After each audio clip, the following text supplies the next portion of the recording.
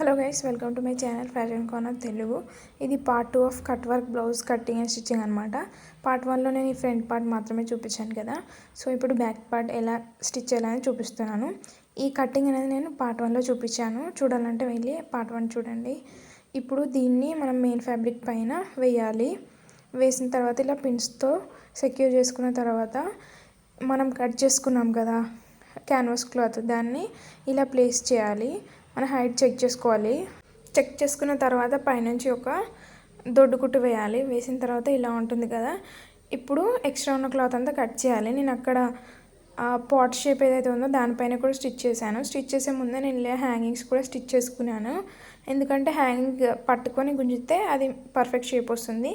తర్వాత మనం ఎడ్జస్ట్లో స్టిచ్ చేసుకుంటాం కదా ఈ హాఫ్ సర్కిల్ ఉన్న దగ్గర.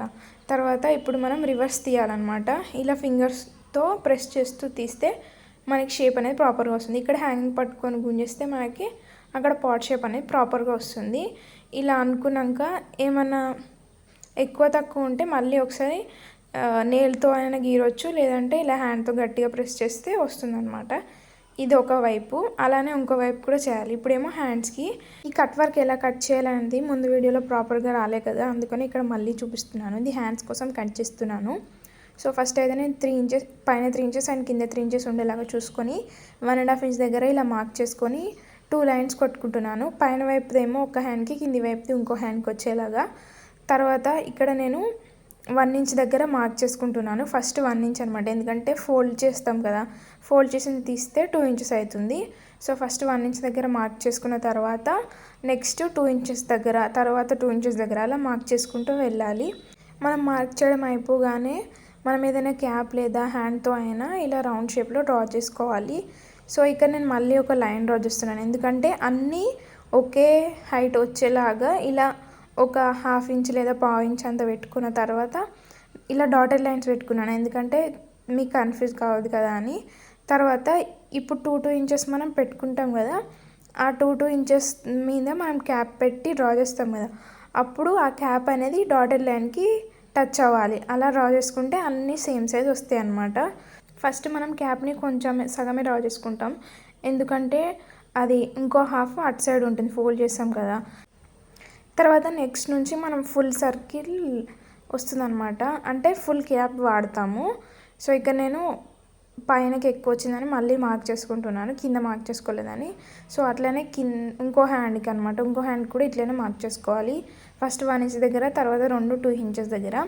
ఇది హ్యాండ్ కోసమే కాబట్టి నాకు ఇక్కడ 3 సర్కిల్సే వచ్చినాయి, కానీ ఫ్రంట్ అండ్ బ్యాక్ అయితే చాలా వస్తాయి. సో ఇలా మనం పాయింట్స్ టచ్ చేసుకుంటూ, అలాగే డాటెడ్ లైన్ టచ్ చేసుకుంటూ ప్రాపర్ అన్ని కరెక్ట్ షేప్ వచ్చేలాగా మన క్యాప్ పెట్టుకొని స్లోగా డ్రా చేసుకోవాలి. క్యాప్ లేకుండా నార్మల్గా హ్యాండ్తో కూడా డ్రా చేయొచ్చు, కానీ హ్యాండ్తో అన్ని ప్రాపర్ సైజ్ రాదు కదా అని నేను క్యాప్ యూజ్ చేస్తున్నాను. హ్యాండ్తో వచ్చిన వాళ్ళు డైరెక్ట్ హ్యాండ్తో డ్రా చేయొచ్చు. సో ఇక్కడ ఎడ్జ్ ఫోల్డ్ ఉంటుంది కాబట్టి అక్కడ హాఫ్ మాత్రమే పెట్టినాను, మిగతా మొత్తం ఇట్లా కట్ వర్క్ లాగా వస్తుందన్నమాట. నాకు ఇక్కడ 3 వచ్చినాయి, అంటే అటు సైడ్ కూడా 3, మొత్తం 6 వచ్చినాయి అనమాట హ్యాండ్కి ఈ హాఫ్ సర్కిల్స్ అనేవి. తర్వాత రెండింటిని సపరేట్ చేసుకోవాలి. 2 హ్యాండ్స్వి సపరేట్ చేసుకున్న తర్వాత కట్ చేయాలి. నేను ఇక్కడ ఇంకోటి ఎక్స్ట్రా కూడా తీసుకుంటున్నాను, క్యాన్వాస్ క్లాత్ ఉంది కదా అనేసి. సో ఇప్పుడు కట్టింగ్ అనమాట, దీన్ని కట్ చేసుకోవాలి. నేను ఫస్ట్ ఏ హ్యాండ్ ఆ హ్యాండ్కి సపరేట్ చేసి కట్ చేసుకుంటున్నాను. ఇప్పుడు నేను ఫ్రంట్ అండ్ బ్యాక్కి కూడా అప్పుడు ఇలానే కట్ చేశాను, ఆ వీడియోలో ప్రాపర్గా లేదు కాబట్టి ఇక్కడ ప్రాపర్గా చూపించాను. సో ఇప్పుడు ఇవి హ్యాండ్స్ అనమాట. ఆల్రెడీ నేను మెయిన్ ఫ్యాబ్రిక్ పైన లైనింగ్ వేసి పిన్స్ పెట్టుకున్నాను. తర్వాత మనకు కావాల్సిన హైట్ దగ్గర పెట్టుకొని ఐరన్ చేయాలి. ఐరన్ చేసినాక పైనుంచి ఒక దొడ్డు కుట్టు వేసి తర్వాత పక్కకే ఇలా క్యాన్వాస్ క్లాత్ పక్కకే మనం స్టిచ్ చేసుకోవాలి. సో ఇలా పక్కకే స్టిచ్ చేసుకున్న తర్వాత ఎక్స్ట్రా ఉన్న క్లాత్ కట్ చేశాను. కట్ చేసిన తర్వాత ఇప్పుడు దీన్ని ఇలా అటువైపు వేయాలి. వేసి మనం ఫింగర్స్ లోపల పెట్టి ఇలా పైనకి నెడితే మనకి షేప్ అనేది వస్తుంది అనమాట. ఫ్రంట్ అండ్ బ్యాక్ కూడా నేను ఇలానే చేశాను. సో ఇలా చేస్తే మనకి షేప్ వస్తుంది. 2 హ్యాండ్స్కి ఇలానే చేయాలి. ఇప్పుడు మన హ్యాండ్స్ పైన వైపు కూడా స్టిచ్ చేసుకోవాలి. లైనింగ్ స్టిచ్ చేసుకున్న తర్వాత అన్ని ఫ్రంట్ బ్యాక్ హ్యాండ్స్ అన్నీ జాయింట్ చేసుకుంటే మనకి బ్లౌజ్ అనేది రెడీ అవుతుంది అనమాట. సో ఇవైతే హ్యాండ్స్ ఇలా ఉంటుందన్నమాట. ఇది ఫ్రంట్, అవి బ్యాక్ పార్ట్స్. నేను బ్యాక్ పార్ట్కి హ్యాంగింగ్స్ కూడా యాడ్ చేశాను.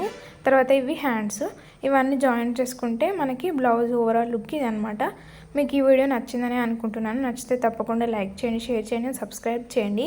పార్ట్ 1 తప్పకుండా చూడండి. పార్ట్ 1లో నేను ఫ్రంట్ నెక్ డిజైన్, ఇంకా ఫ్రంట్ ప్రిన్సెస్ కట్ అన్నీ చూపించాను. బ్యాక్ పార్ట్ కటింగ్ కూడా నేను పార్ట్ 1లోనే చూపించాను. పార్ట్ 1 తప్పకుండా చూడండి. చూస్తే మీకు ఇది కంప్లీట్ బ్లౌజ్ అనేది అర్థమవుతుంది. తర్వాత ఈ లెహెంగా వీడియో కూడా నేను ఆల్రెడీ పోస్ట్ చేశాను, ఫుల్ వీడియో. అది కూడా చూడండి. హ్యాంగింగ్స్ ఈ లెహెంగా ఎలా కుట్టాను. ఇది బ్లూ అండ్ గ్రీన్ కాంబినేషన్ అనమాట. బ్లూ కలర్లో లెహెంగా వస్తే గ్రీన్ కలర్లో బ్లౌజ్ వచ్చేలాగా చూసుకున్నాను. ఎందుకంటే బ్లూ లెహెంగాకి గ్రీన్ బార్డర్ వచ్చింది. అలాగే లెహెంగాకి గ్రీన్ కలర్ హ్యాంగింగ్స్ కూడా యాడ్ చేశాను. సో ఇదైతే ఓవరాల్ లుక్ అనమాట. ఇంకా బ్యాక్ పార్ట్ దగ్గర నేను కింద ఒక సైడ్ హుక్స్ వేసి అండ్ ఇంకో సైడ్ కాజా పట్టీలు వేసుకున్నాను. తర్వాత హ్యాంగింగ్స్ ఇలా స్టిచ్ చేసుకున్నాను మిగిలిన క్లాత్తో. ఇదైతే ఓవరాల్ లుక్ అనమాట లెహెంగా ఇంకా crop టాప్ది. Hope you like this video. Do like, share and subscribe to my channel. Okay, bye.